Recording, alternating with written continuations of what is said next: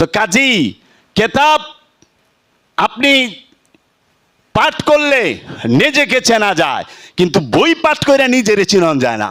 কেতাব হচ্ছে বাবা বেদম ওয়ারসি, কেতাব হচ্ছে বাবা বেদম ওয়ারসি, কেতাব হচ্ছে বাবা জাহাঙ্গীর, কেতাব হচ্ছে জান শরীফ শাহ সুরেশ্বরী, কেতাব হচ্ছে শাহ সুফি ফতে আলী ওয়াইসি। এই কেতাব আল্লাহর ওলিয়ে কামেলি হচ্ছেন জীবন্ত কেতাব, যেই কেতাবকে আল্লাহর রসুল জগতের বুকে রাইখা গেছে। এর জন্য গাদিরে ঘুমে দাঁড়ায় বলছে, আমি আনা তারাকতুম ফিকুমুস সাকলাইন, আমি তোমাদের কাছে দুইটা ভারী জিনিস রেখে গেলাম। একটা হচ্ছে কেতাব আল্লাহি রব্বুল আলামিনের কেতাব, আর আরেকটা হচ্ছে ওয়া ইত্রাদাহি, আমার নূরের বংশ, মহানবীর নূরের বংশ। এই মহানবীর নূরের বংশই হচ্ছে হাকিকি কিতাব। এর জন্য কেতাবের মধ্যে বংশ আছে, বংশের মধ্যে কেতাব আছে। কেতাব আর বংশ আলাদা না। এর জন্য এই দুইটাই কি করবে, কাল কিয়ামতের ময়দানে ওই হাউজে কাউসারে একসাথে মিলিত হবে। কি এই কেতাব আর বংশ।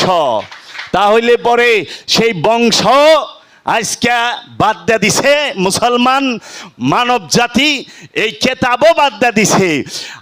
জিন্দা কেতাব, যেই কেতাব কথা বলে, নূরের কিতাব, যেই কিতাবের মধ্যে নূর আছে, সেই নূরের কিতাব রে ধামাচাপা দিয়া ওহাবি, উমাইয়া, আব্বাসিয়া এই রাজবংশ তাদের বেতনখোর মৌলবি দিয়া তারা কালি আর কাগজের কিতাব বানায়া সমাজের বুকে তারা প্রতিষ্ঠিত কইরা দিছে। ওই সমাজের বুকে এই কাগজ কালির কিতাবকে বানায়া নূরের কিতাবকে ধামাচাপা দেবার চেষ্টা করেছে। মানুষ জানেই না যে নূরের কেতাব আছে। কেতাব কথা বলে, কেতাব আর কোরআন এক না। কারণ কেতাবের মধ্যে কোরআনকে সংরক্ষণ করে রাখা হয় লৌহে মাহফুজের মধ্যে। এই কেতাবের মধ্যেই সব। তুমি এই কেতাবকে ধ্যান করো, ধ্যান, কেতাবের ধ্যানে নিজেকে চেনা যায়।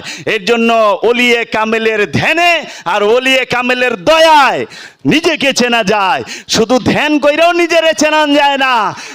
দয়ালের দয়া লাগবো, ভিক্ষা লাগবো, খয়রাত লাগবো, যাকাত লাগবো। এর জন্য বলে পাক পাঞ্জাতন দিতে জানে, নিতে জানে না। কি দেয়? সম্পদ। সম্পদ তো ফেরাউনও দেয়া পারে। মুক্তি দেয়। কিসে থেকে মুক্তি দেয়? কামনা থেকে। কামনা থেকে, খান্নাস থেকে মুক্তি কইরা দেয় রহিম রূপ ধারণ কইরা। রহিম রূপ ধারণ কইরা একজন সাধককে খান্নাস রূপী শয়তান থেকে মুক্ত করে দেয় কে? একজন জীবন্ত কিতাব, নূরময় কিতাব। আর ওই নূরের কিতাবের মধ্যেই কোরআন থাকে।